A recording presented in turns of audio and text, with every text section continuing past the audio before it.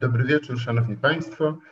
Nazywam się Kajetan Prochyra, jestem kuratorem sceny muzycznej w Muzeum Historii Żydów Polskich Polin i bardzo miło mi jest przywitać Państwa na pierwszej debacie z cyklu Pragmatycy i Wizjonerzy – Polscy Żydzi i ich dziedzictwo.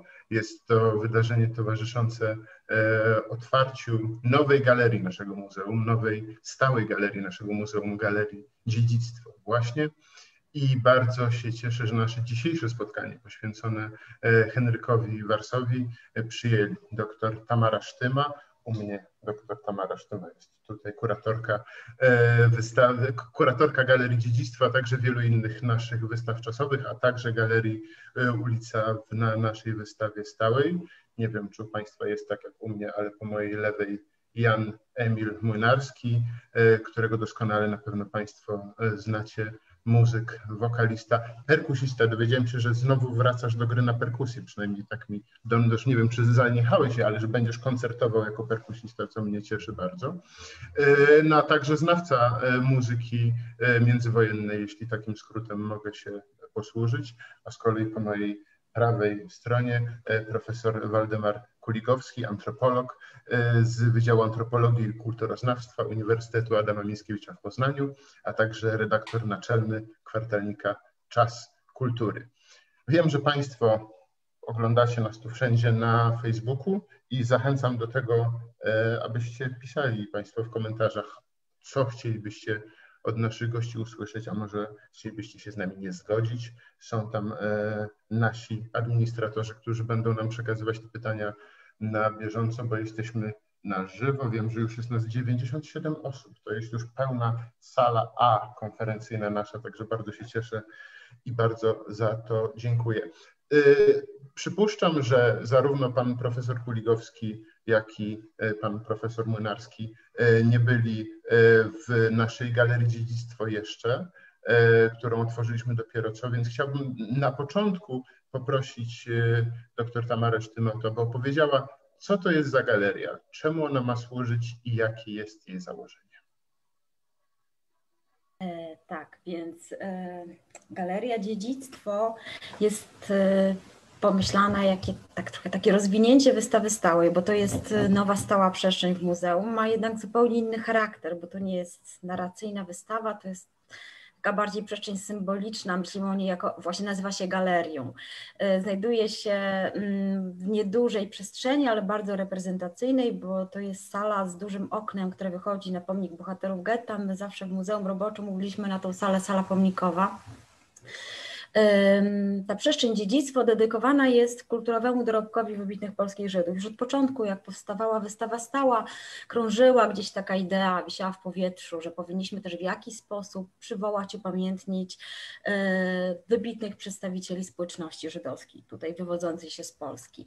Za bardzo nam nie pasowało włączać taką prezentację do wystawy stałej, która opowiada historię, dlatego kilka lat, ładnych kilka lat ten projekt musiał odczekać, musiał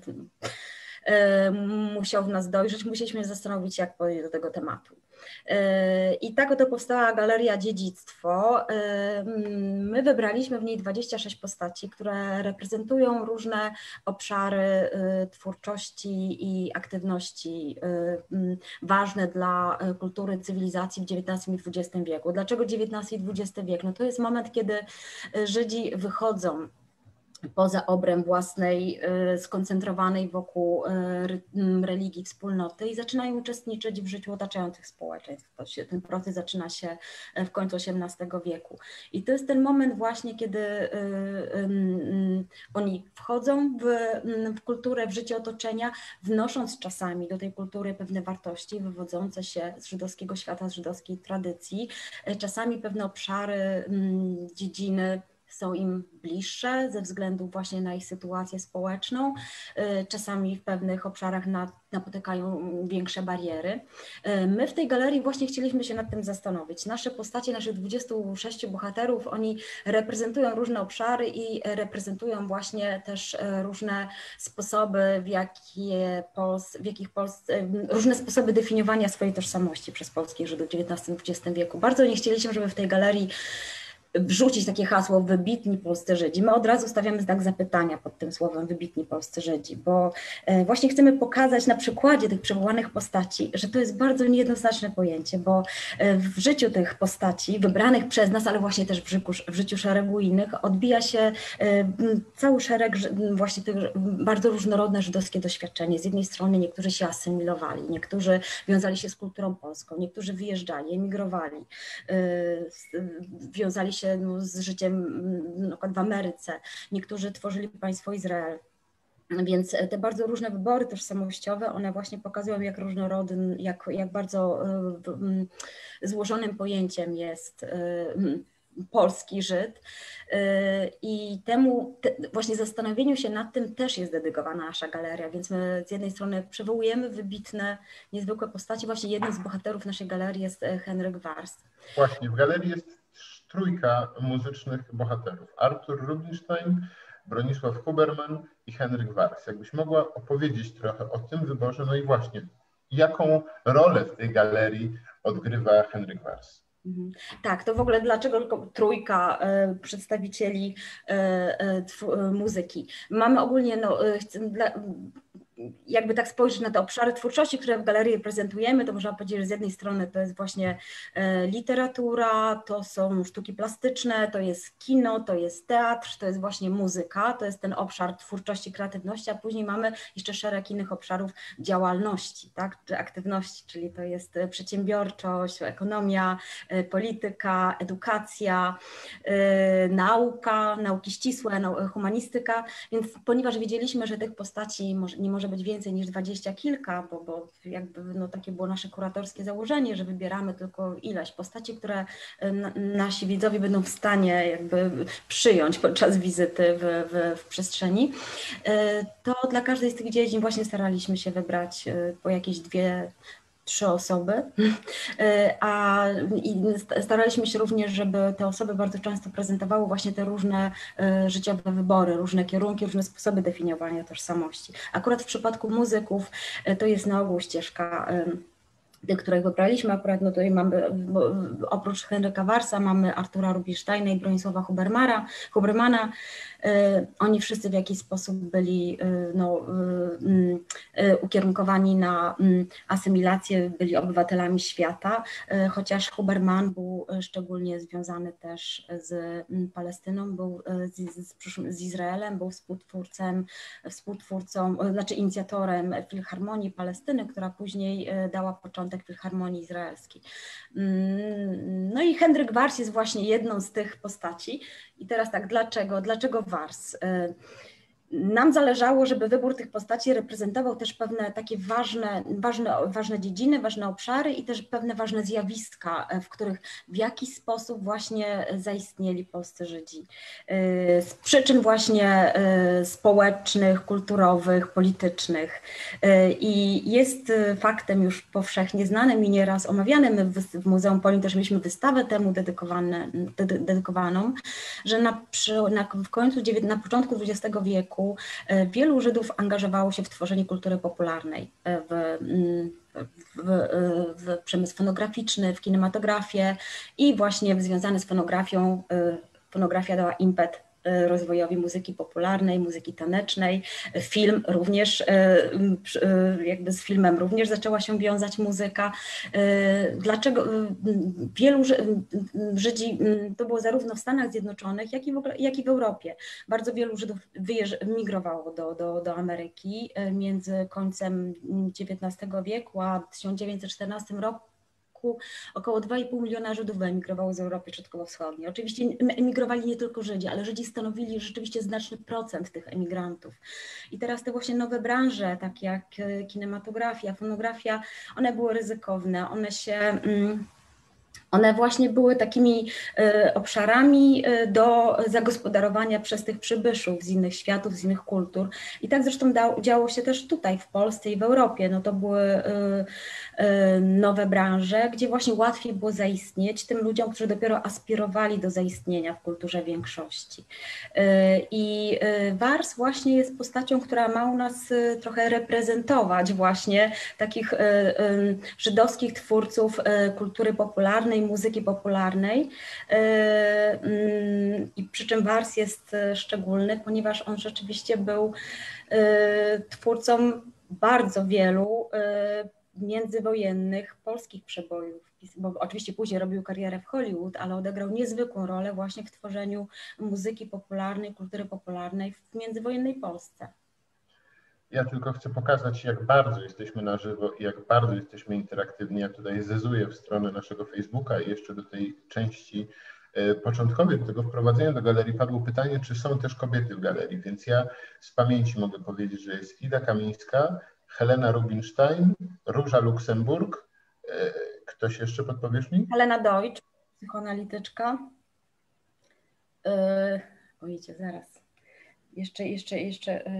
Znaczy bardzo ważne było dla nas, żeby były kobiety, ale faktem jest, że mniej kobiet w XIX i w pierwszej połowie XX wieku miało możliwość rzeczywiście zaistnieć w życiu publicznym i zdobyć uznanie. Naszym założeniem było, że pokazujemy, nie odkrywamy nowych postaci, a pokazujemy postacie, które rzeczywiście zaistniały i są rozpoznawalne.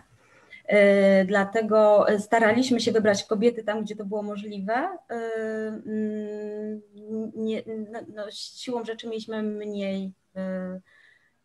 mniejsze pole do wyboru, natomiast kobiety, które pokazujemy, to były też niezwykłe kobiety, bo one były właśnie pionierkami w swoich dziedzinach i one bardzo często przełamywały jeszcze o wiele większe bariery, bo właśnie musiały o wiele większy trud ponieść, żeby zdobyć wykształcenie, żeby zaistnieć na przykład w jakiejś czasami zdominowanej przez mężczyzn, w jakimś zdominowanym przez mężczyzn obszarze.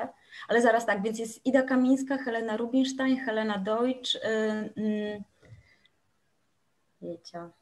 Róża Luksemburg.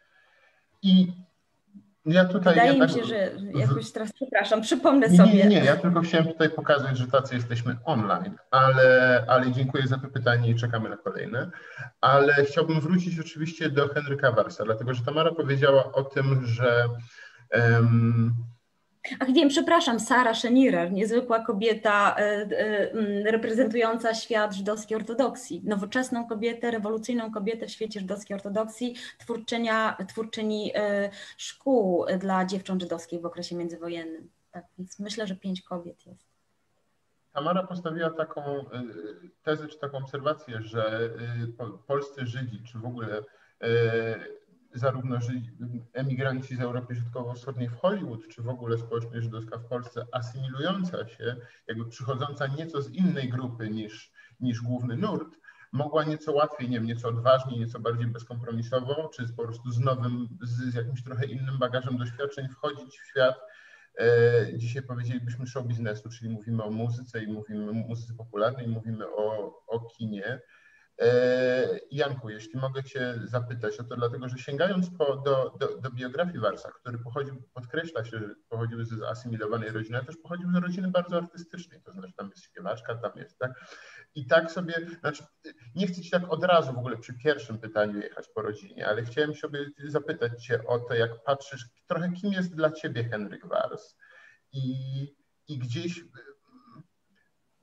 Nie śmiem stawiać może tak banalnego uogólnienia, ale no widzę pewne podobieństwa w waszych wyborach artystycznych i w waszych biografiach i w waszych drogach. I jak patrzysz jak odkryłeś w pewnym momencie takiego gościa jak Henryk Wars, to pomyślałeś sobie? Odkryłem go dosyć wcześnie. No, Henryk Wars to jest postać też dla mojego domu, rodziny ważna bardzo. Myślę, że jego nazwisko padało dużo częściej niż innych w kontekście muzyki rozrywkowej. Z prostego powodu, mianowicie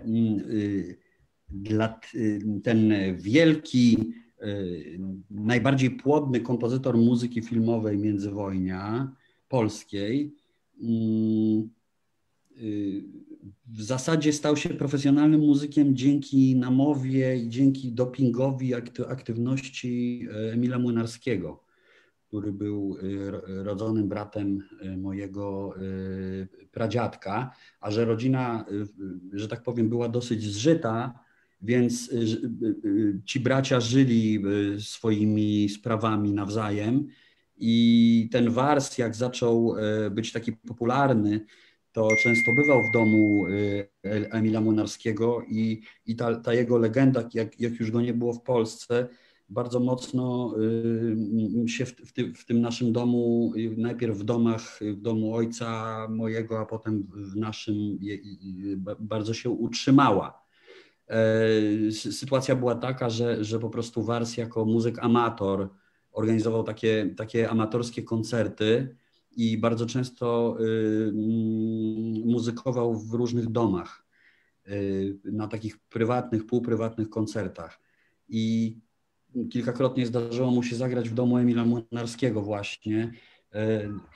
Zakładam, że było to w jego mieszkaniu w Teatrze Wielkim, w tym budynku na Placu Teatralnym, tam Emil Młynarski mieszkał. I po prostu po którymś z takich występów Młynarski napisał mu odręczną rekomendację i ufundował stypendium, żeby Wars mógł studiować w Konserwatorium Warszawskim.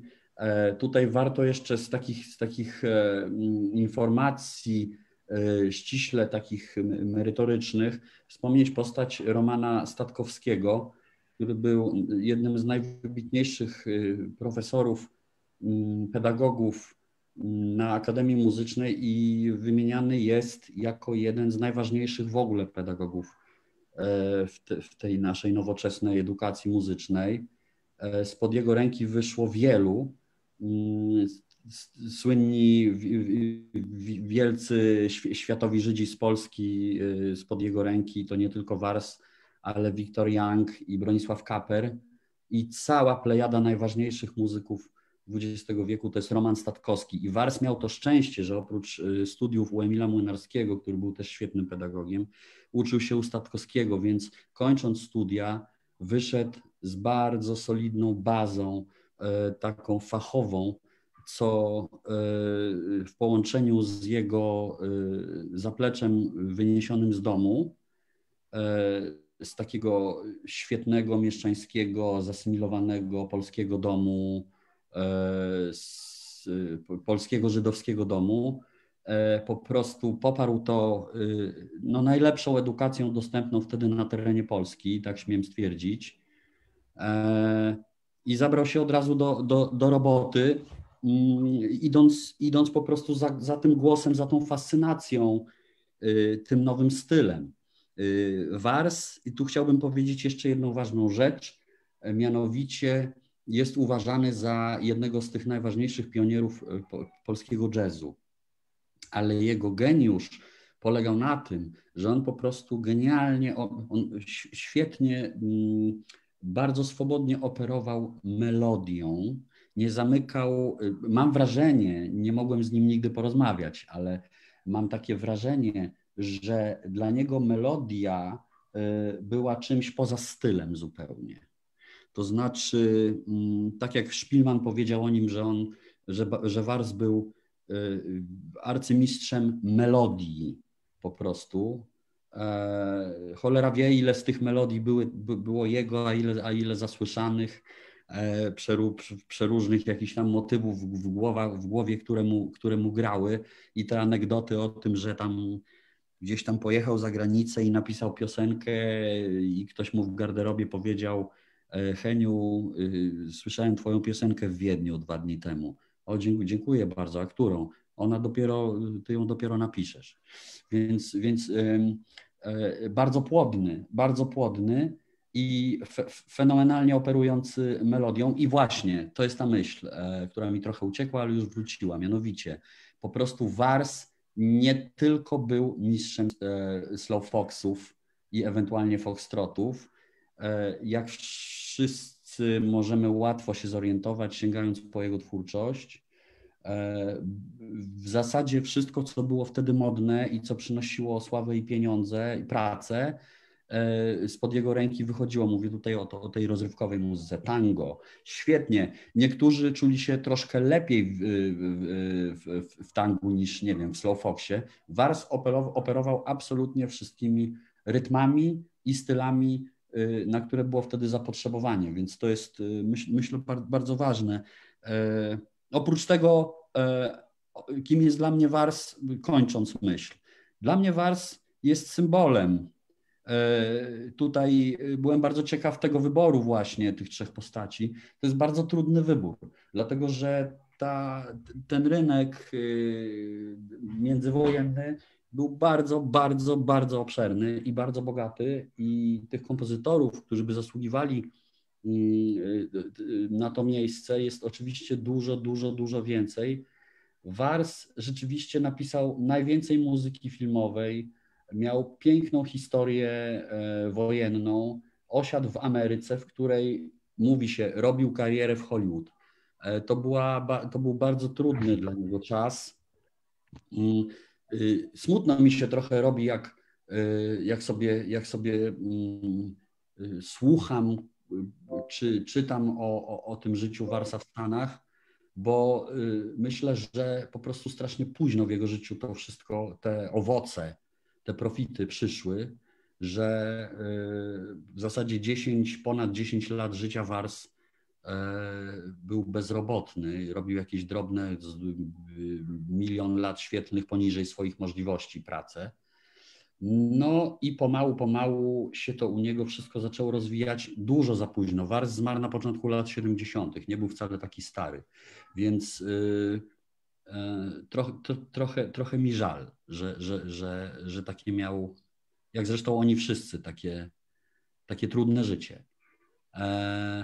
Wars na pewno jest mi też cholernie bliski z racji tego, że jest po prostu warszawiakiem, no, że jest z takiej tej rodziny warszawskiej, związany strasznie z tym miastem, zresztą co po samym nazwisku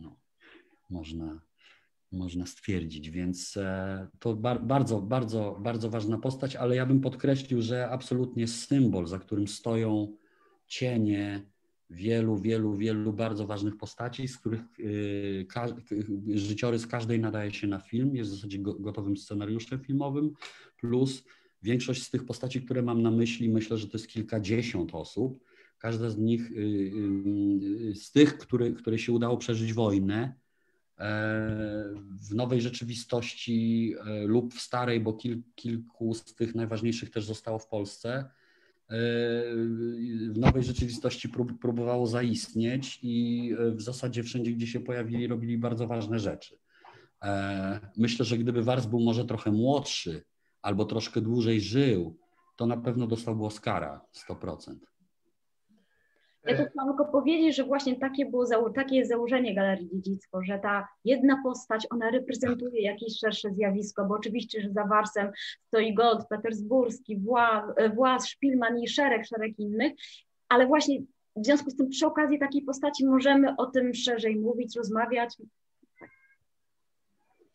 Ja tylko znów zerkam tutaj na Face'a, gdzie Janku jest pytanie do Ciebie od Pani Beaty. A z czego Pana zdaniem bierze się taka zdolność operowania melodią? Czy to talent, wrażliwość, czy też można to jakoś nabyć z życia? Do pewnego stopnia można to na pewno nabyć z życia w drodze edukacji. Jeżeli się jest odrobinę muzykalnym, można przetrawić tysiące melodii i jakoś nimi żonglować. Jednak w przypadku takich ludzi jak Wars mamy tutaj do czynienia z czymś, na co nie ma rady. Mianowicie po prostu z nieprawdopodobnym talentem, popartym tym domem. Domem, w którym było po prostu bardzo dużo muzyki. Wars miał 3 siostry, jedna tylko przeżyła wojnę, Franciszka, i wszystkie 3 grały i on był takim rodzynkiem w tym cieście. I z relacji wiadomo, że Wars studiujący na ASP, bo studiował najpierw na ASP, czy przez chwilę na Wydziale Prawa, że to był tylko to była kwestia czasu, żeby Wars tak naprawdę osiadł na Akademii Muzycznej i zaczął to robić, dlatego że on jako muzyk amator po prostu w zasadzie nie był muzykiem amatorem. Był świetnie wykształcony w domu po prostu. Zresztą pamiętajmy o tym, że w mieszczańskich domach stało pianino lub fortepian. Tej muzyki było dużo, dużo więcej niż dziś. Ona była częścią tej kultury, te lekcje fortepianu, prawda? Więc ja bym powiedział jeszcze, że Wars nie pochodzi ze specjalnie wyjątkowej rodziny, w tym sensie, znaczy z bardzo wyjątkowej, ale w tym sensie, że te wielkie jednostki, ci świetni kompozytorzy, tacy genialni, którzy po prostu mieli tę łatwość wyrzucania jak z rękawa po prostu melodii codziennie i którzy zostawili po sobie setki, tysiące melodii w Polsce, oni, to była cała taka grupa i oni wszyscy pochodzili z klanów muzycznych. Znaczy może nie wszyscy, bądźmy dokładni. Bardzo wielu z nich pochodziło z klanów muzycznych i to też jest piękne. Ja też pochodzę z klanu muzycznego i taka historia na przykład o tych głośnych, rozmuzykowanych mieszkaniach tych ludzi. Na przykład Henryk Gold, bracia Gold mieszkali jako nastolatkowie na ulicy Elektoralnej w bardzo dużym mieszkaniu, a ich kuzynem czy bratem ciotecznym był Jerzy Petersburski. I do tego był jeszcze Fred Melodyst, który był z kolei stryjecznym bratem. Więc była 4 takich gagatków, z których trudno określić, który był zdolniejszy i oni wszyscy muzykowali razem, są wspomnienia, są relacje, jak na tej ulicy Elektoralnej, otwarte okna i rodzina gra, ciocie, rodzice, dzieciaki i Wars pochodził właśnie z takiego domu. Więc to jest to, kim on się stał, jest wypadkową bardzo wielu rzeczy, też tego, o czym powiedziała pani kurator na początku, czyli tych czasów, w których Wars się urodził. Chciałbym podkreślić, że kompozytorzy ci najwięksi polscy, przedwojenni, to są w zasadzie rówieśnicy. To są ludzie urodzeni w drugiej połowie lat 90. XIX wieku i w pierwszej dekadzie XX wieku i potem przychodzą ci następni, Szpilman, trochę młodszy, prawda, i tak dalej. No. Jeśli mogę, chciałbym teraz właśnie zrobić taki odjazd od tego mieszkania na Elektoralnej i trochę porozmawiać o słuchaczach tej muzyki, dlatego że mówimy o Warsie jako o pionierze jazzu w Polsce. Henryk Wars skomponował muzykę do pierwszego polskiego filmu dźwiękowego Na Sybir. Był też szefem Syreny Records, to znaczy odpowiadał w dużej mierze za kształt kultury popularnej owego czasu. I chciałbym zwrócić się do pana profesora Waldemara Kuligowskiego. Jeśli mówimy łatwo jest myśleć właśnie o Warsie jako o pionierze kultury popularnej gdzieś, to znaczy takiej muzycznej. Ja chciałbym zapytać, kto słuchał tej muzyki? Bo kiedy pojawia się kino, właściwie chyba takim głównym nośnikiem muzyki, mówię właśnie poza tym światem mieszczańskim, gdzie były właśnie fortepiany, nuty, grało się, jak ta muzyka była odbierana? Czy to rzeczywiście była muzyka popularna, gdzieś zbliżona do kategorii, którą dzisiaj rozumiemy pod tym hasłem?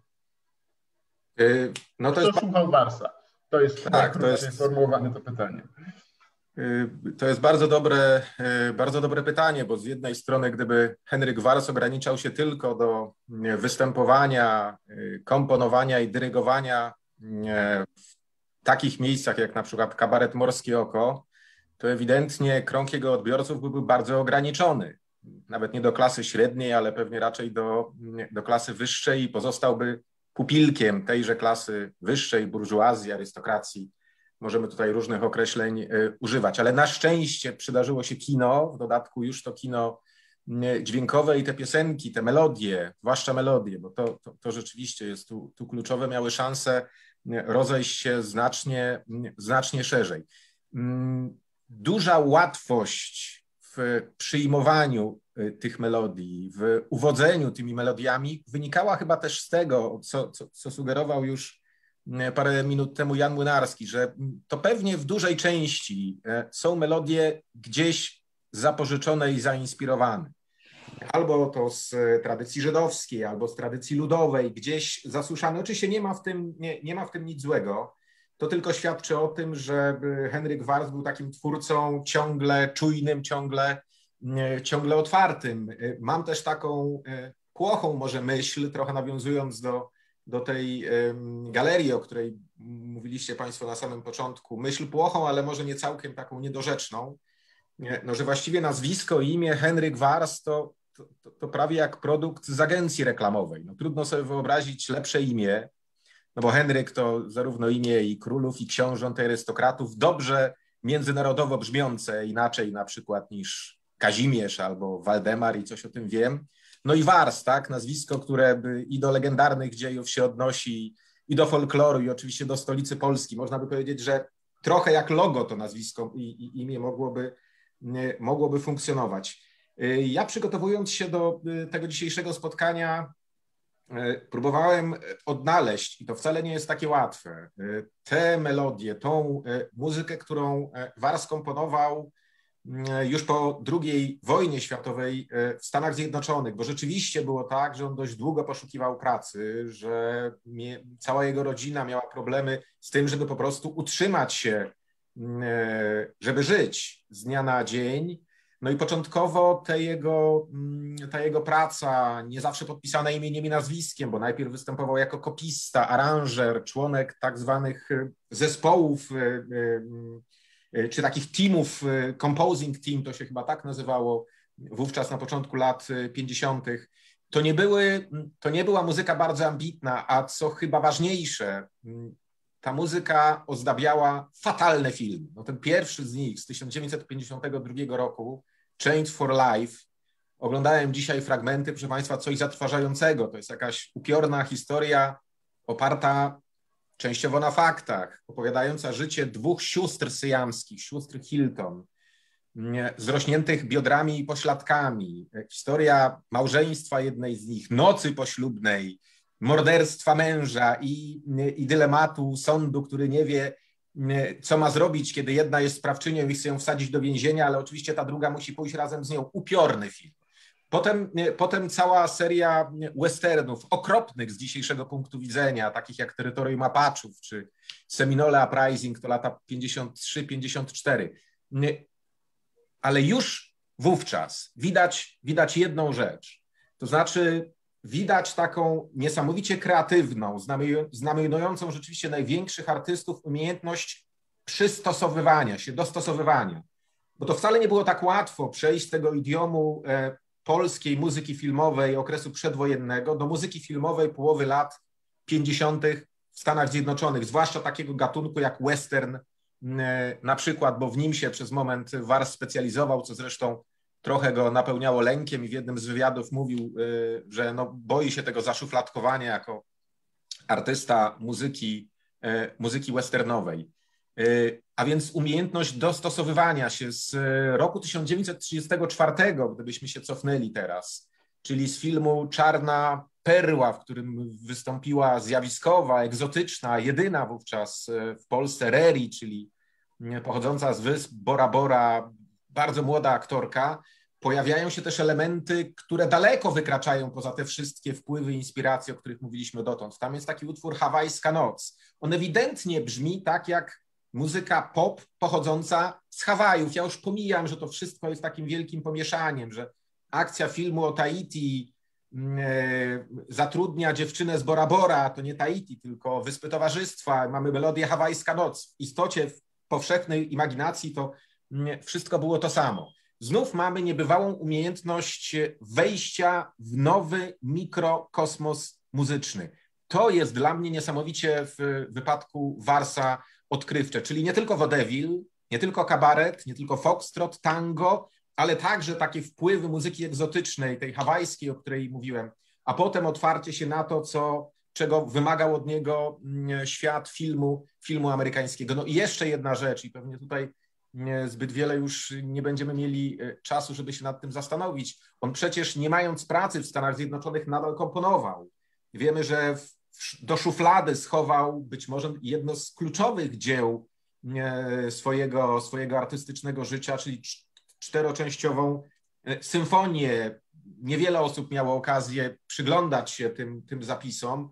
No mówi się, że one są bardzo silnie inspirowane Ravelem, w ogóle takim modernizmem europejskim. Jeszcze jedna zatem twarz Henryka Warsa. Jeszcze jeden dowód na to, jak on wspaniale potrafił funkcjonować na różnych poziomach. Był zatem słuchany i przez klasę wyższą, i przez średnią, i przez niższą, bo taka była jego twórczość, bo potrafił doskonale przemawiać do tak różnych grup odbiorców.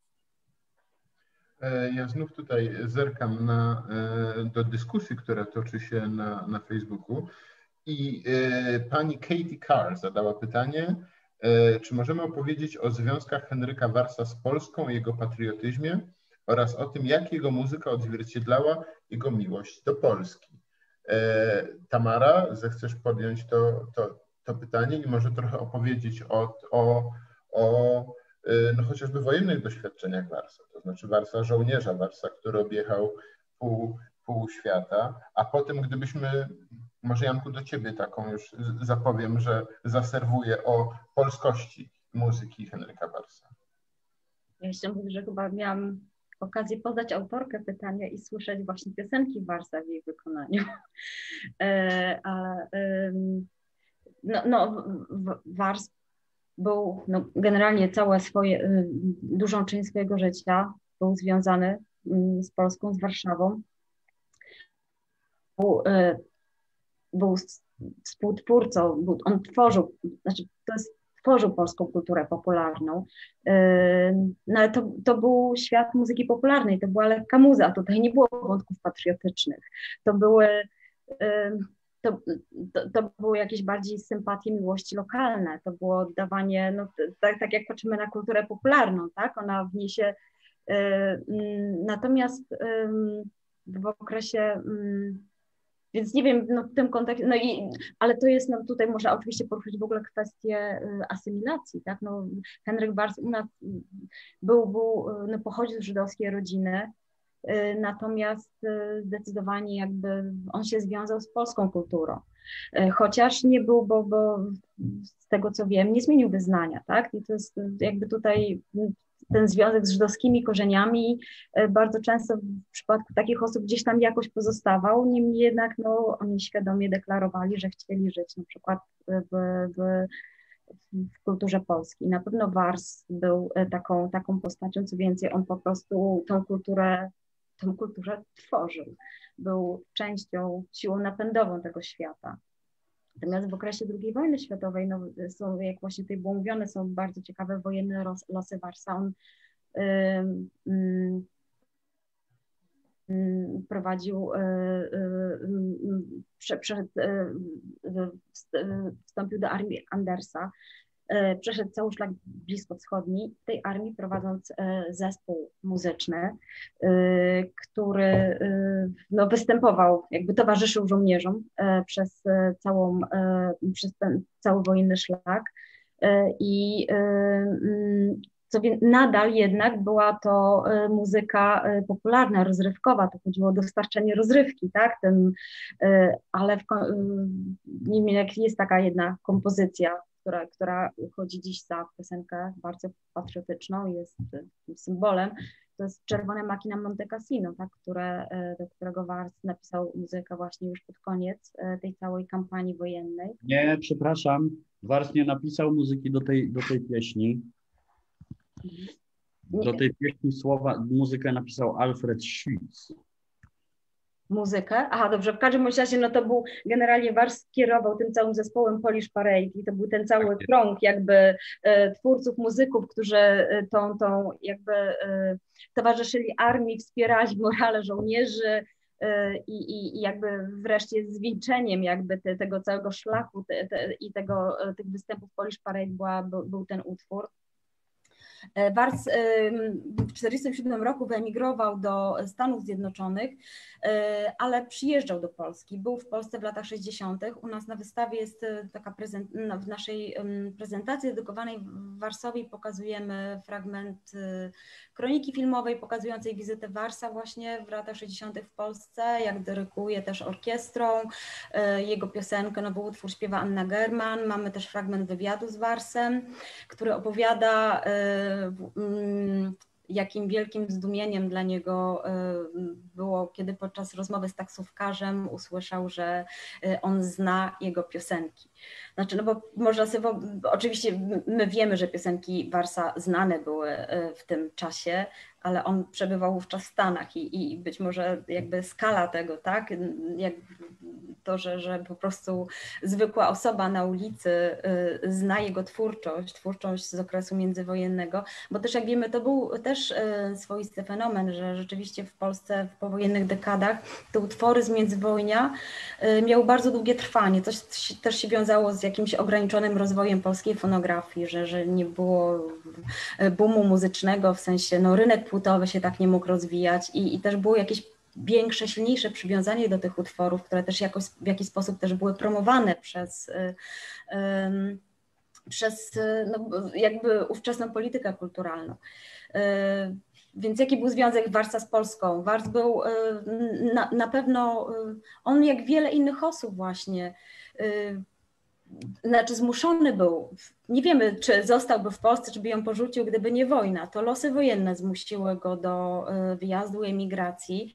Tam musiał zaistnieć w zupełnie nowym świecie, musiał funkcjonować w amerykańskiej kulturze, niemniej jednak ta pamięć o Polsce no, była zawsze bardzo silna i przywiązanie do kraju. To nie były czasy, kiedy łatwo było podróżować, przyjeżdżać i odwiedzać. Sam fakt, że przyjechał tutaj w latach 60. coś znaczy. Janku, jeśli mogę Cię zapytać o muzykę Warsa w tym kontekście, ale też chciałem tę zapowiedzianą piłkę trochę podkręcić. To znaczy zapytać, czy odnajdujesz w muzyce Warsa ślady, czy jakieś zasłuchania, czy jakieś echa muzyki żydowskiej. Dlatego, że słowo asymilacja pada bardzo często i to ja chyba nie jestem jakimś wielkim fanem tego, gdyż to, o czym rozmawialiśmy przed wejściem na antenę z Tamarą, to znaczy, że asymilacja jest procesem. Ale to może do tego jeszcze wrócimy. Janku, pytanie o polski element, o patriotyzm Warsa i jego polskość jego muzyki i moje pytanie o echa żydowskiego domu, żydowskich Trudno mi, ja bym do tego podszedł troszeczkę inaczej. Nie traktowałbym Warsa jako takiego dzieciaka, który trzymał się hałata swojego ojca i słuchał wujków, jak grają na klarnetach klezmerską muzykę. To był dom taki, no powiedziałbym, otwarty, progresywny, właśnie wpisujący się w ten nurt, powiedzmy, asymilacji, o którym mówiła pani kurator, przełomu wieków, prawda? Natomiast ja nie wiem, jak wygląda, nie mam wiedzy, jak wyglądał, jestem bardzo ciekaw, jak wyglądał dom Warsa przed urodzinami Warsa, w sensie czy to było tak, że może z kilku pokoleń ta rodzina była zasymilowana. Bo dodajmy też, że Warszawa była też miejscem, w którym kultura żydowska w owym czasie się rozwijała. To znaczy działały teatry i też to nie musiała być jakaś podróż kilka pokoleń wstecz. Nie, absolutnie. Z tym, że ja tutaj czytam background Warsa, jednak patrząc, on miał dosyć sporo starsze siostry. Na ten background Warsa jednak patrzyłbym na dom Warsa jako na polski dom. Tak patrzę na ten dom. I motywów żydowskich nie doszukiwałbym się z powodu tego, że Wars był Żydem. Bardziej myślę, że należałoby podejść do tego w ten sposób, ponieważ jest niemało kompozytorów przedwojennych nie Żydów, którzy bardzo pięknie operowali cytatami z muzyki żydowskiej, bardzo pięknie się nią inspirowali. Po prostu to był tak duża część społeczeństwa i tej kultury na co dzień była żydowska w Polsce, że po prostu ludzie wieczorem, chcąc wydawać niemałe wcale kwoty na rozrywkę w teatrze rewiowym, bądź w kinoteatrze, bądź w teatrzyku, w kabarecie, chcieli po prostu słuchać Moncesu. Wars w Teatrze Morskie Oko i w kolejnych teatrach wytwarzał do spółki z dyrektorem Andrzejem Włastem naprawdę bardzo dużo piosenek przeróżnych. Włast pisał te teksty na kolanie i jak trzeba było napisać o Nikodemie na przykład, no to Wars bardzo szybko wziął melodyjkę, którą pewnie gdzieś tam, która mu majaczyła w głowie, ale czy mu majaczyła, bo był po prostu świetnie wykształcony i bardzo muzykalny i znał to wszystko i żył w mieście tak bogatym w tę kulturę. Ja bym na to patrzył z tej strony, to znaczy to nie jest kazus na przykład Stanisława Szmula Ferszko i jego dwóch braci, czyli razem trzech braci Ferszko, którzy z Łódzka pochodzili z rodziny klezmerskiej, prawda? I słuchając motywów w jego twórczości można szukać tych koneksji z takiego muzykologicznego punktu, z tej muzykologicznej perspektywy. Natomiast jeżeli chodzi o Warsa, no Wars, ja bym tutaj wielkiej filozofii do tego nie dokładał. Wars po prostu uprawiał, co było do uprawiania, to on uprawiał po prostu. Oczywiście bardzo pięknie żonglował klezmerskimi melodiami, ale one były wtedy wszędzie, nie zapominajmy, one były na podwórkach, na ulicach i w lokalach również. Chyba jest taka piosenka jedna, Nikodem, tak? Tak, inspirowana właśnie żydowską melodią weselną. No jest Salem Aleikum, jest tych melodii takich stricte inspirowanych tym światem Żydów polskich, czy w ogóle Europy Wschodniej.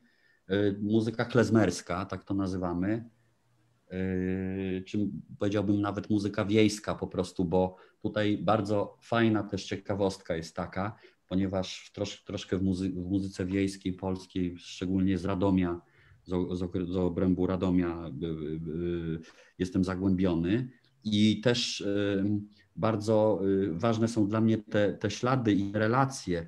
Proszę sobie wyobrazić, że jeżeli była jakaś ważna uroczystość na wsi, w mikrospołeczności, to często bywało tak, że dobry, renomowany zespół sprowadzany 3 wsie dalej grał i sprowadzany na konkretną okazję, grał bardzo często z żydowskim zespołem, bardzo renomowanym z tej samej okolicy.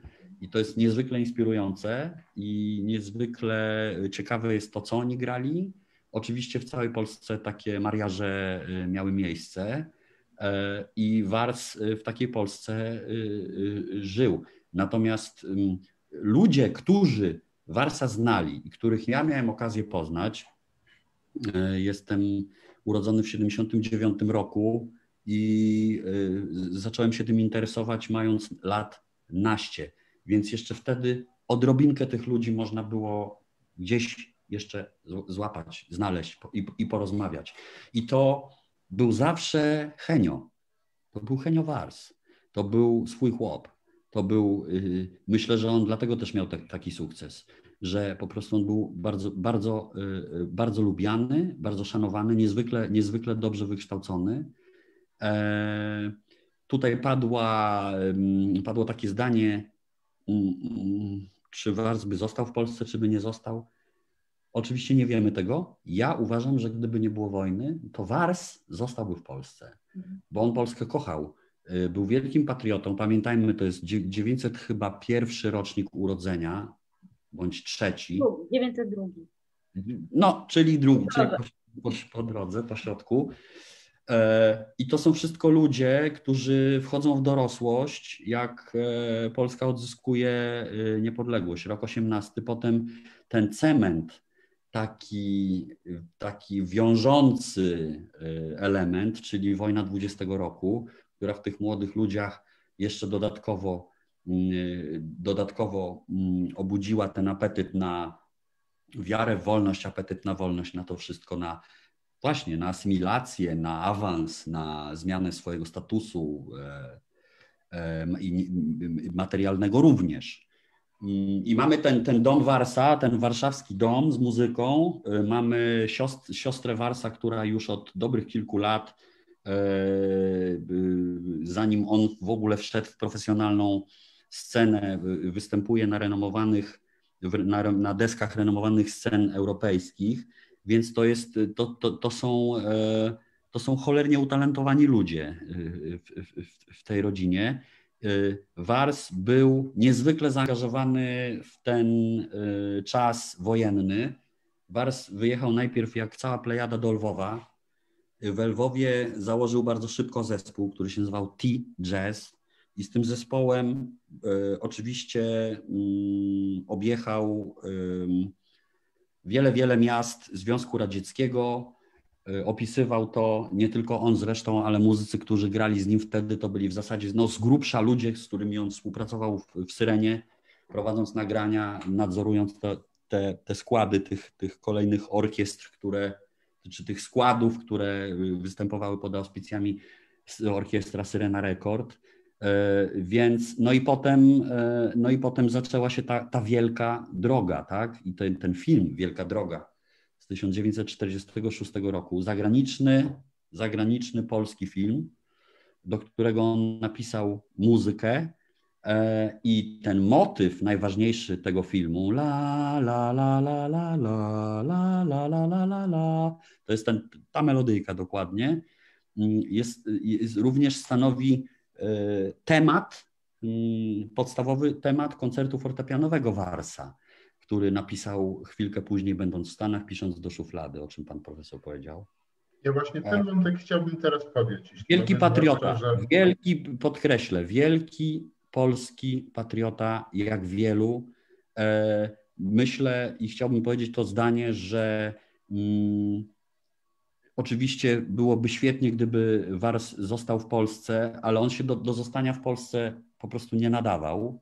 Było kilku kompozytorów, którzy zostali w Polsce Ludowej, prowadzili orkiestry, byli w zasadzie takimi maskotkami trochę z dawnych czasów.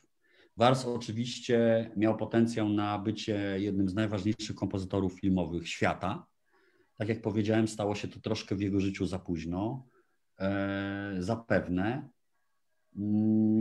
I strasznie nie chciałbym widzieć Warsa w 1968 roku z walizkami na dworcu na przykład, bo to by było, tak jak pani kurator powiedziała, no to jest symbol, to jest człowiek symbol, cholernie ważny, uwielbiany. To jak on przyjechał w 1967 roku przyjechał do Warszawy, na rok przed tą kulminacją tych wydarzeń dramatycznych.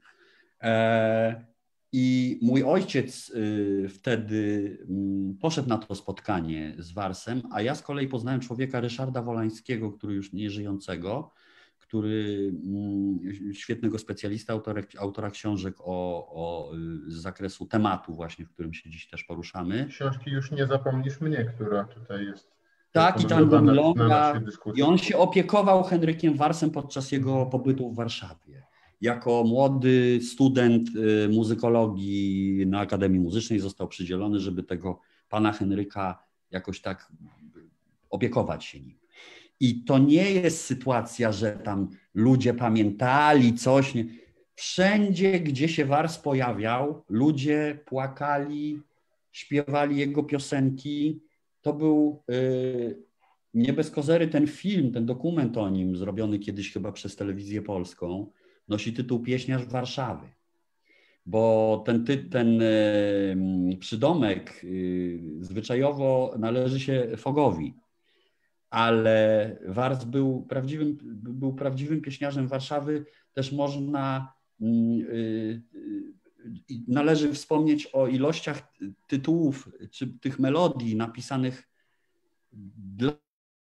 z błahych powodów, głównie na zlecenie dyrektora Własta, który był namaścił go, no tak był dużo starszy, trochę go, no dawał mu pracę po prostu Warsowi, że cała masa tych melodii weszła do kanonu tej kultury naszej warszawskiej na przykład. Że jakaś melodia napisana do teatru, rewii, która pewnie utrzymała się powiedzmy, no nie wiem, góra 4 tygodnie, prawda, i znika, a te piosenki zaczęły żyć, cała masa tych piosenek zaczęła żyć drugim albo i trzecim życiem. I tutaj ten Wars, chociaż nawet nie wie, to jest cały czas obecny z nami. Jest częścią kultury po prostu. I o to właśnie chciałem zapytać. To znaczy chciałbym, żebyśmy chwilę teraz, zostało już nam regulaminowego czasu naszej gry, zostały 4 minuty, potem jeszcze wrócimy do pytań, które pojawiają się na forum. Natomiast chciałbym właśnie o ten kanon zapytać. To znaczy, wydaje mi się, Janku, że w jednej z Twoich audycji porównałeś Warsa i Gershwina, właśnie mówiąc o jego koncercie fortepianowym. Jego nazwali polski Gershwin. Tak. A ja się zastanawiam, czy właściwie nie byłoby bardziej adekwatne porównanie go do Cola Portera, zwłaszcza wiadomo za co, właśnie za piosenki. Chciałem zapytać o kanon, o tym, zapytać pana profesora Kuligowskiego trochę o tym, jak jeśli szukać by z jednej strony właśnie takich porównań typu Wars Gershwin, Wars Cole Porter, z drugiej strony to, o czym mówił Tamara i Janek, to znaczy o tym, że te piosenki jego były bardzo, bardzo żywe po wojnie w latach 60. i tak dalej. I cały czas mamy, już nie zapomnisz mnie,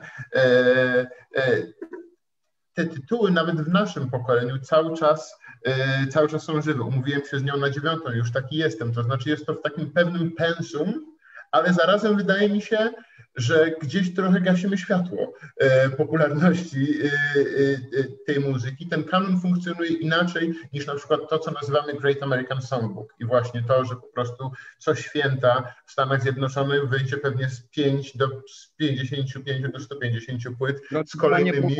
To jest tylko i wyłącznie przez wojnę. To, że Great American Songbook, Great Polish Songbook nie powstał. To jest tylko to. Przepraszam, musiałem to powiedzieć, dlatego że ten Great Polish Songbook to jest trochę mój i moich kolegów trochę wyrzut sumienia, że jeszcze tego nie zrobiliśmy po prostu. Bo to jest taka by powstała księga z piosenkami. Przepraszam, musiałem się od razu wciąć. Panie profesorze, to jeśli mogę, no z całą pewnością to zabrzmi po tym wszystkim, co już wybrzmiało jak truizm.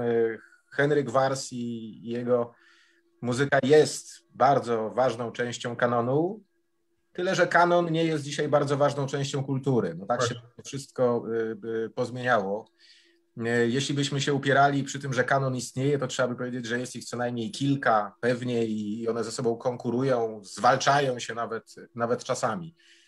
Z drugiej strony no, warto też zwrócić uwagę na to, że ta muzyka ciągle żyje. No, znaczy, jeśli nas nie dziwi to, że piosenki Warsa są śpiewane czy były też śpiewane przez Hannę Banaszak, Andrzeja Zauchę, dzisiaj przez Dorotę Miśkiewicz czy Melę Koteluk, no to warto też zwrócić uwagę na to, że na przykład wykonują je zespoły disco-polowe.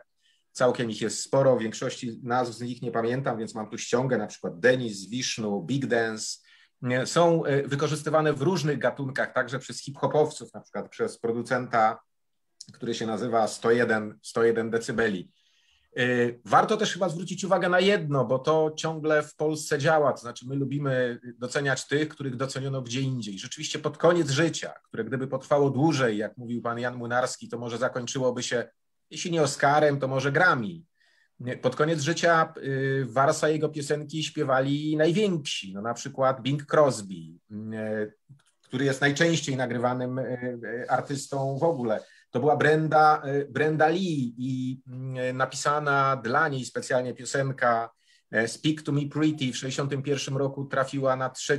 miejsce listy przebojów w Wielkiej Brytanii. To byli różni artyści, niezwykle ważni w Stanach Zjednoczonych i też nie jednogatunkowi, bo tam jest na przykład Jimmy Rogers, artysta bluesowy, który grał z Muddy Watersem i zespołem Howlin' Wolfa. To też pokazuje to, o czym mówiłem wcześniej i co wydaje mi się tu niezwykle istotne, że Wars świetnie poruszał się w różnych idiomach muzycznych. No tyle tylko, że rzeczywiście ani ta wielka księga polskiej piosenki nie powstała, ani dzisiaj kanon nie jest już tym, czym mógłby być i pewnie się już niestety nie stanie. Wybiła 19. Ja sięgam teraz do ściągi z pytaniami, które tutaj nasza koleżanka w studiu w Warszawie wynotowała dla mnie, ale nie mogę znaleźć mojej ściągi. Ale pamiętam, że było tam pytanie o dostępność muzyki Henryka Warsa. Czy jeśli ktoś chciałby stworzyć sobie teraz porządny mieszczański dom z fortepianem w tle, to czy może pójść do sklepu i kupić sobie partytury Henryka Warsa? Jak to jest? I w ogóle gdybyś mógł trochę, Janku, opowiedzieć o odnajdywaniu muzyki, która jest tobie bliska. Jakiś czas temu została scyfryzowana spora pula piosenek przez, zdaje się, Polskie Radio i jest piękny pakiet Sereny Rekord do kupienia, chyba 10 płyt. Tam jest mnóstwo Warsa, bardzo ładnie zremasterowane nagrania, nieszumiące, z płyt szelakowych, pozyskane, więc to jest duża rzecz. Wars, mówi się, że do chwili wyjazdu z Polski od słynnego foxtrotu napisanego z własnym New York Times napisał około 600 piosenek. Myślę, że dostęp mamy do może 1/6 z tego dorobku, może troszkę więcej. Został kilka lat temu nagrany koncert fortepianowy oraz symfonia i można kupić płytę z tą muzyką. To jest na razie jedno tylko wykonanie nagrane. Jest to muzyka niezwykle porywająca, ciekawa i kontekst jej powstania jest bardzo, bardzo ciekawy. Te właśnie 50. lata i to, że jego żona Elżbieta nie wiedziała do chwili jego śmierci, że on w ogóle pisał takie rzeczy, tylko opróżniając po jego śmierci garaż, znalazła po prostu zwoje nut i tam się okazało, że są dzieła klasyczne, które on pisał biedując kompletnie. Rzeczywiście te początki Warsa w Stanach były ciężkie bardzo. Docieramy do tego w przeróżny sposób. To jest Poczta Pantoflowa, to jest korporacja pasjonatów po prostu. Jest kilka portali prowadzonych przez pasjonatów, jest rynek wymiany płyt szelakowych.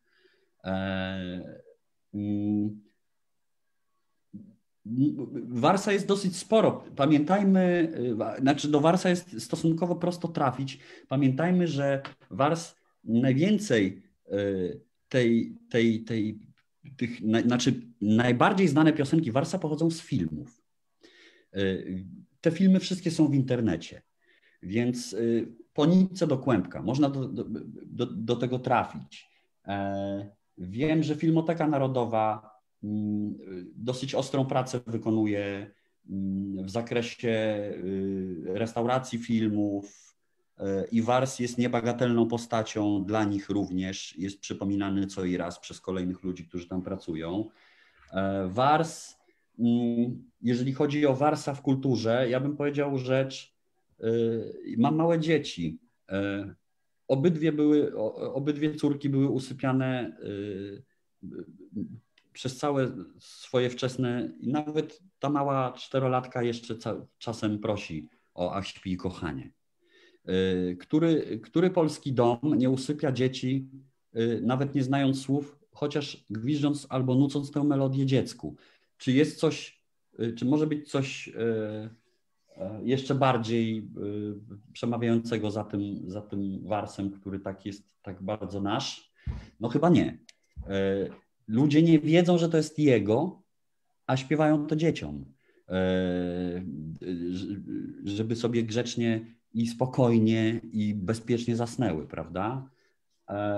A to jest jedna z tych najważniejszych, ja bym powiedział, melodii Warsa, no bo właśnie ona, no mój Boże, najważniejsza kołysanka taka polska, taka potoczna po prostu. A to jego przecież, napisane do filmu Włóczęgi bodaj, dla Szczepcia i Toncia, prawda? Bo to jest jego, myślę, że Wars miał takie zwroty komercyjne w swojej karierze, bardzo ważne.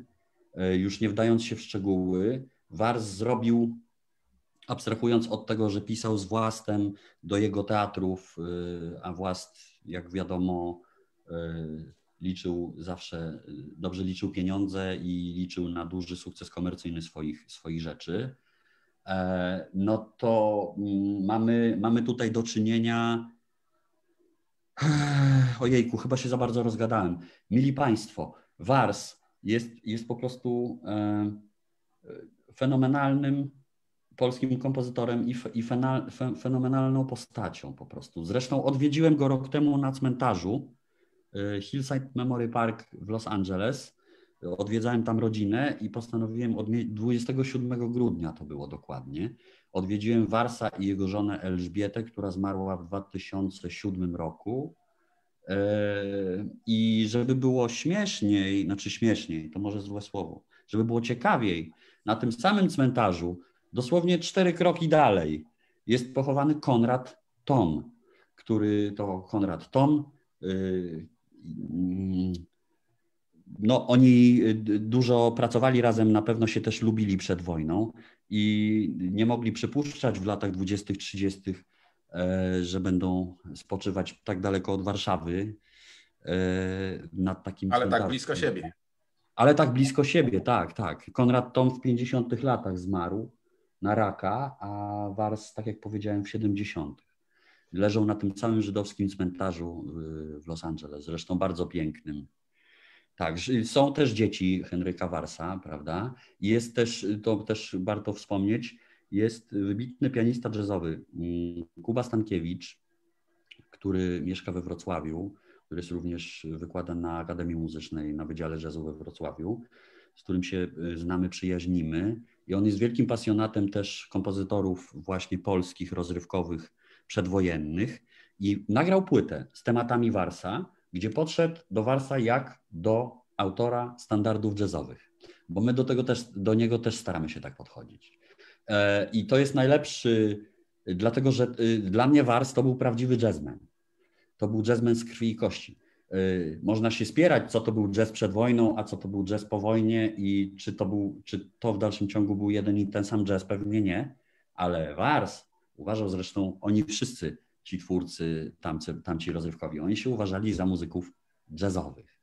I dla mnie Wars jest autorem absolutnie kilku fenomenalnych standardów jazzowych, polskich standardów jazzowych.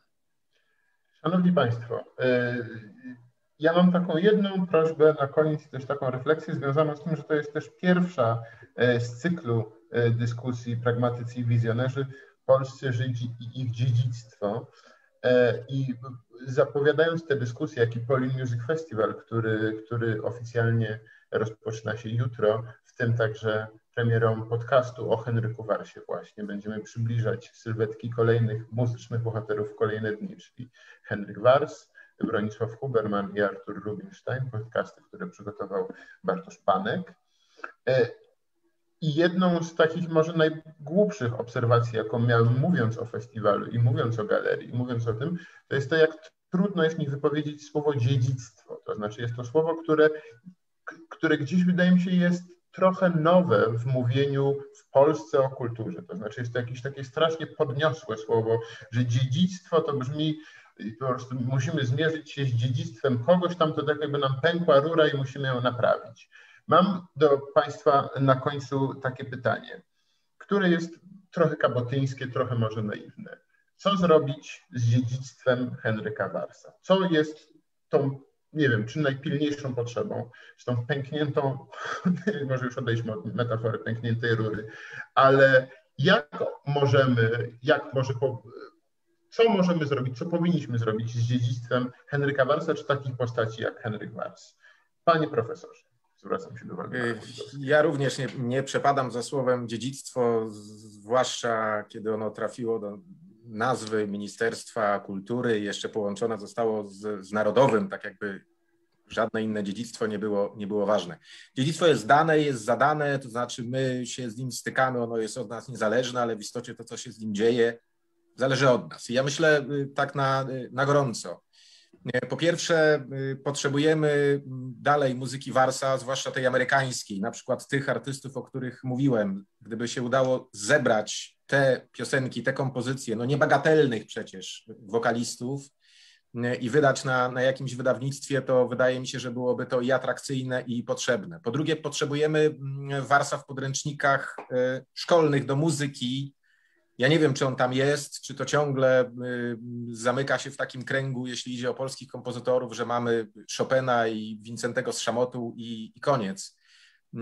bezwzględnie tam powinien się znaleźć. Po trzecie, dla pamięci na przykład o twórczości takich artystów jak Czesław Niemen czy Agnieszka Osiecka niezwykle ważne są coroczne konkursy, przeglądy, festiwale. Wydaje mi się, że jeśli idzie o Henryka Warsa, można by to z powodzeniem zrobić i tutaj zapraszać kto tylko jest chętny, bo tylko ta muzyka żyje, która jest słuchana, która jest na nowo przez kolejne pokolenia uaktualniana, rozumiana tak jak oni rozumieją świat. Świetnie, że mamy dostęp do nagrań z płyt szelakowych, ale one się zestarzeją. Jeśli nie będziemy próbowali nowych artystów zapraszać, nawet tych amatorskich, do tego, żeby sięgali do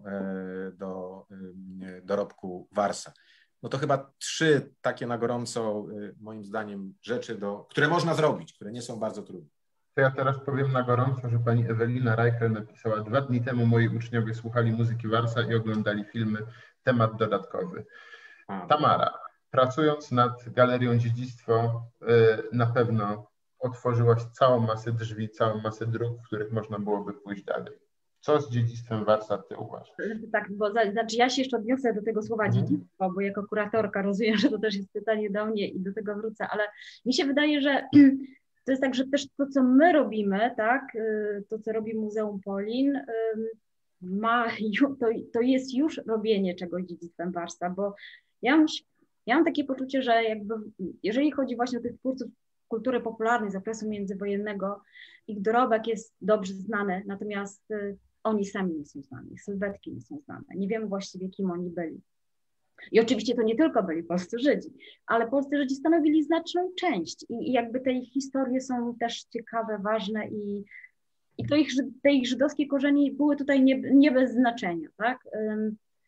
I my mieliśmy kilka lat temu w Muzeum Polin wystawę Szafa Grająca, żydowskie stulecie na szelaku i winylu, która była, to nie była do końca nasza wystawa, bo ona była przygotowana przez Muzeum Żydowskie w Austrii, w Hohenems. My ją tutaj przywieźliśmy, pokazaliśmy, rozwinęliśmy i wzbogaciliśmy bardzo mocno o polskie wątki, właśnie zwłaszcza wydobywając tą rolę Żydów w tworzeniu kultury popularnej w okresie międzywojennym w Polsce. I wydaje mi się, że właśnie przywoływanie historii tych postaci, przywoływanie ich nazwisk jest ważne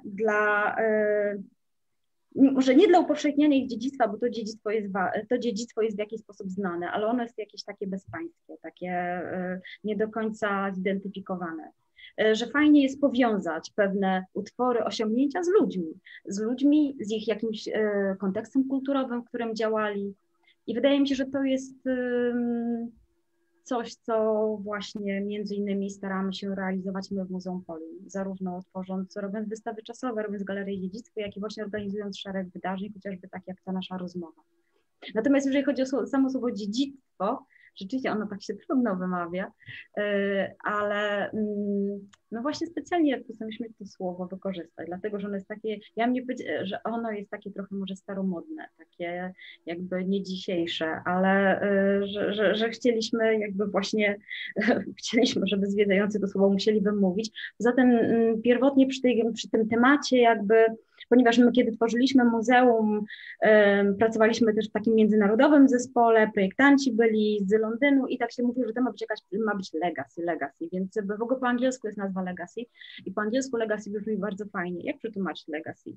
Może być spuścizna, dziedzictwo. W języku polskim nie mamy wielu synonimów dla tego słowa.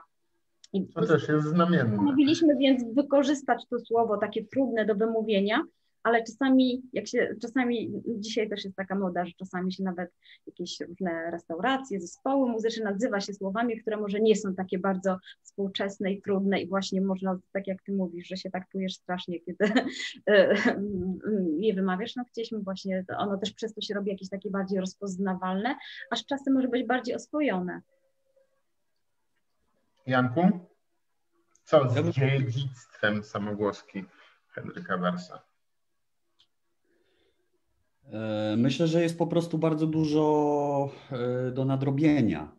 Myślę, że jesteśmy my jako Polska jesteśmy winni to Henrykowi Warsowi, żeby w warunkach wolności, swobody, szerokich możliwości, żeby nadrobić tyle, ile się da z tego obszaru, którego się tak naprawdę nie da nadrobić, oddać Warsowi co królewskie. Najważniejszą z tych rzeczy, żeby nie popadać w pustosłowie, z mojej perspektywy jest, moim zdaniem, wprowadzenie Warsa jako klasyka polskiej muzyki rozrywkowej do szkolnictwa rozrywkowego, muzycznego. Stworzenie tak zwanego, w Stanach się to nazywa Real Book, czyli taka encyklopedia z tematami. Tych Real Booków jest wiele części. Otwieramy go wieczorem, mówimy strona 170, wszyscy otwierają, gramy. Przydałoby się mieć takiego Real-booka Henryka Warsa. I jeszcze może ze 4 innych, ale Wars absolutnie tak. Widzę, że od jakichś 3-4 lat młodzież, która przyjeżdża na warsztaty jazzowe za sprawą kilku płyt popularnych w ostatnim czasie, chce grać polskie tematy jazzowe. Chce się trochę więcej dowiedzieć o tych kompozytorach. Te chłopaki 15-16 lat mają takie poczucie, ja się zapytałem, no dobrze, ale dlaczego ty to grasz? Dlaczego nie amerykańskie? No, bo jak sobie wyobrażam te życiorysy, te twarze tych ludzi i że oni są nasi, to mam takie poczucie, że gram naszą muzykę, że jazz nie musi być amerykański koniecznie. I mówią to 15-latkowie, sam się o tym przekonałem, to jest piękne. Uważam, że to tak naprawdę należy. Zgadzam się absolutnie, że w archiwalnych nagraniach jest tylko część atrakcji, mówiąc w cudzysłowie. Głównie to, myślę, że edukacja, że warto z Warsa skorzystać w szkołach rozrywkowych, żeby ludzie mieli poczucie, że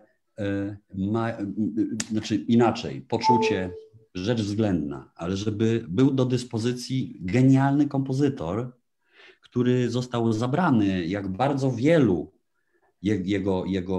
jemu podobnych, zabrany polskiej kulturze przez II wojnę światową oraz przez lata komuny. Co z tego, że on przyjechał na chwilę w 1967 roku, żeby się powzruszać. Zresztą ciekawostka, Wars rozważał zostanie w Polsce, tak jak Jerzy Petersburski. Ale było to dla niego skomplikowane, 2 dzieci, studia, Stany stwierdzili, że tego nie zrobią z żoną. Ale Wars absolutnie to rozważał. Chciał po prostu tutaj zostać do śmierci, bo on naprawdę nad życie kochał tą Warszawę swoją. Więc myślę, że najfajniej by było, gdyby móc młodym ludziom podać to, może napisać ciekawy życiorys i nic więcej. Reszta, pomnik, oczywiście, żebym marzył o pomniku jakimś w parku, może w ogrodzie saskim czy gdzieś, żeby móc popatrzeć na tę uśmiechniętą twarz, czy cokolwiek, ale ja myślę, że najważniejsze w tym jest to bogactwo muzyczne, które Wars po sobie zostawił i wierność, tak jak ja na to patrzę, na Warsa, abstrahując od genialnych melodii, jego etos jego pracy, jego podejście do rzemiosła bardzo mnie inspiruje. Jego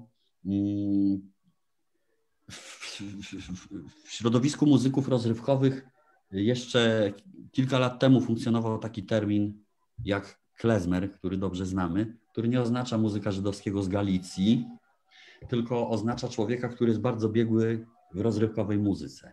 Taki klezmer potrafi usiąść i na zawołanie zagrać w każdej tonacji każdą melodię, tak żeby się wszyscy dobrze czuli. I jest wierny tej muzyce. Jeździ, gra, głoduje, gra, zmienia miejsca, jest w zadymionych lokalach, rano pisze muzykę do filmu, wieczorem znowu gra. Taki był właśnie Wars, prawdziwy klezmer. Taki pełną gębą, a jednocześnie no, wielki profesjonalista, cholernie dobrze wykształcony. To już powiedziałem na początku. Ja myślę, że wypada przywołać książkę pana Ryszarda Wolańskiego, którego właśnie pan wspomniał wcześniej, o Henryku Warsie, bo to jest książka, obszerna książka biograficzna. No tutaj dla państwa, jeśli ktoś nie zna i chciałby pogłębić wiedzę na temat tej postaci. Mili Państwo, to była pierwsza debata z cyklu Pragmatycy i Wizjonerzy, Polscy Żydzi i ich dziedzictwo. Ja chciałem bardzo, bardzo serdecznie podziękować. Zanim podziękuję naszym gościom, chciałem podziękować Państwu i Wam, drodzy współpaneliści, powiedzieć, że właściwie przez cały czas naszej dyskusji przysłuchiwało się około 160-170 osób. Toczyła się, ja dlatego tak zezowałem, bo tutaj się toczą dyskusje, rozmowy. Któraś z Pań powiedziała, że o właśnie, Warsa przedstawia i do niego nawiązuje jeden z tematów muzyki w 7. klasie szkoły podstawowej wydawnictwa WSIP. Pani Katie Carr zapowiedziała swoją nową płytę z muzyką Henryka Warsa i Syreny Records. Działo się tu bardzo dużo rzeczy i też bardzo dużo miłych słów płynęło pod Państwa adresem. Także jeszcze raz dziękuję bardzo za to spotkanie, dziękuję Państwu, dziękuję i teraz zobaczymy, czy to tak działa. U mnie to jest tak, pani doktor Tamara Sztyma, ale w internecie chyba to jest bardziej tak, pan profesor Waldemar Kulikowski i pan profesor Jan Emil Młynarski byli naszymi gośćmi. Ja nazywam się Kajetan Prochyra. Następna dyskusja w marcu poświęcona Róży Luksemburg. Wszelkie informacje na ten temat na stronie www.polin.pl. Jutro w internecie rozpoczyna się Polin Music Festival i jutro na naszej stronie będzie dostępny podcast poświęcony właśnie Henrykowi Warsowi. Bardzo serdecznie dziękuję. Bardzo dobranoc. Śpijcie, kochanie. Dobrej nocy, kłaniam się. Dziękuję.